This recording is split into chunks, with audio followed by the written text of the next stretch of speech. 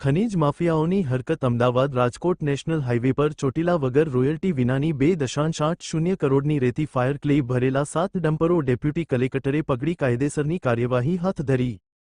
સેગમ જેવા ચોટીલાના નાયબ કલેક્ટર એચ.ટી. મકવાણા અને તેમની ટીમે આજે વહેલી સવારે મોટા પાયે ગેરકાયદેસર ખનન અને પરિવહનના રેકેટનો પર્દાફાશ કર્યો છે। વહેલી સવારે 1 વાગ્યાના અરસામાં Ahmedabad Rajkot national highway Chotila Thangadh road અને આસપાસના ગ્રામ્ય વિસ્તારોમાં હાથ ધરાયેલી કાર્યવાહીમાં રોયલ્ટી વિનાની અને ઓવરલોડ રેતી તેમજ ફાયર ક્લે ભરેલા કુલ 7 ડમ્પરો જપ્ત કરવામાં આવ્યા હતા। જપ્ત કરવામાં આવેલ તમામ ડમ્પરો સહિત કુલ મુદ્દામાલની કિંમત ₹2.80 પૂરા આંકવામાં આવી છે। આ કાર્યવાહી દરમિયાન ઝડપાયેલા તમામ મુદ્દામાલને મામલતદાર કચેરી ચોટીલા ખાતે ખસેડવામાં આવ્યો છે।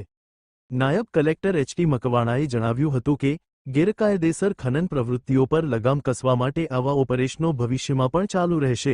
જપ્ત કરાયેલા તમામ ડમ્પરના માલિકો વિરુદ્ધ નિયમોનુસાર કાયદેસરની કાર્યવાહી હાથ ધરવામાં આવી છે।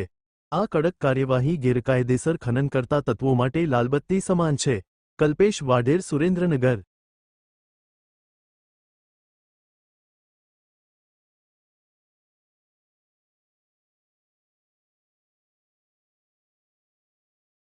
આજે રાત્રે 1 વાગ્યાની આસપાસ અમારી નાયબ કલેક્ટર પ્રાંત ચોટીલાની ટીમ સાથે અમોએ આકસ્મિક રીતે તપાસણી હાથ ધરેલી હતી।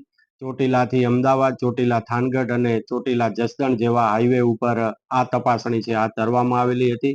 આ તપાસણી દરમિયાન તદ્દન રોયલ્ટી વગરના અનધિકૃત રીતે ઓવરલોડિંગ ગેરકાયદેસર ખનીજનું વહન કરતા 7 ડમ્પર કે જેની મુદ્દામાલની કિંમત થાય છે ₹2.80 મુદ્દામાલ જપ્ત કરી અને તમામનું વજન કરી અને મામલતદાર કચેરી ચોટીલા ખાતે ખસેડવામાં આવેલ છે।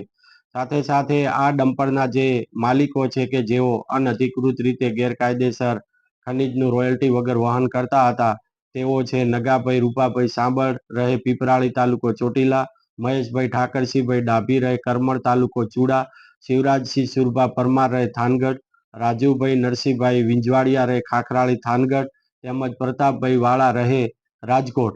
આ તમામે તમામ ડમ્પરના માલિકો સામે the Gujarat prevention of illegal mining, storage and transportation rules 2017 અંતર્ગત કાયદેસરની કાર્યવાહી હાથ ધરેલ છે। સાથે સાથે 4 વાગ્યાની આસપાસ થાનગઢ તાલુકાના ભડુલા રૂપાવટી વિસ્તારની અંદર પણ ગેરકાયદેસર જે કાર્બોસેલનું ખનન થાય છે ત્યાં પણ અમારી ટીમ દ્વારા રેડ પાડવામાં આવેલી હતી અને આ રેડ દરમિયાન છે એ 3 કુવાઓ ગેરકાયદેસર કાર્બોસેલનું ખનન કરતા છે એ પણ ઝડપી પાડવામાં આવેલા હતા।